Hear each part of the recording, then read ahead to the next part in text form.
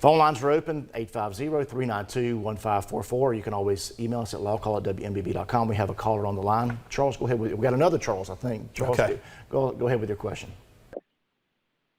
Okay. A week ago, my car, a tree fell on my car, a limb on my neighbor's yard, right? Wow. So I'm asking, is they liable for that? It was bad weather now.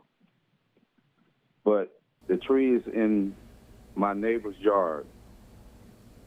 Charles, as odd as that, as unique as that question sounds, that actually happens a lot more than what people realize it does. It does, right. And there's property insurance, hopefully, that will afford coverage on the person that actually owned the tree. Now, we can get into the particulars, whether it was a accident, whether they knew about it, right. the condition of the tree, was it in disrepair. There's a few defenses and there's a few I guess, angles to take to try to prove liability on that. Right. I mean, really, Charles, what it's going to come down to is if your neighbor is to be held liable for this, what you would typically need to find out from an evidentiary standpoint is, was this a tree that was diseased? Was it damaged? Did it look like this limb was about to fall?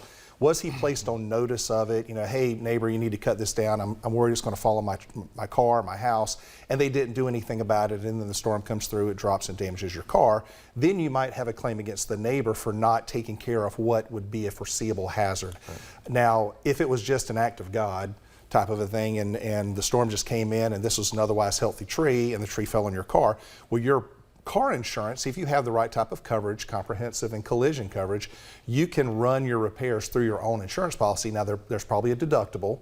Usually the deductible is the amount of money that you're self-insured for. It's usually anywhere from $250 to $500.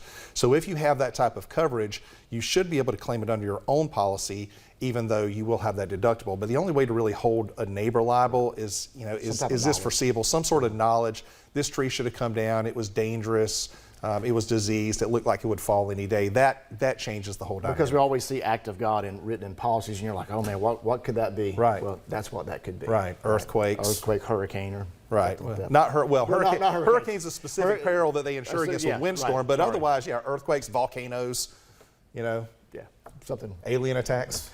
I don't know. But I would look at my policy. First thing, I'd call my agent. Call your insurance agent and see if you can go about getting your car repaired. And that's probably going to be your best course of action.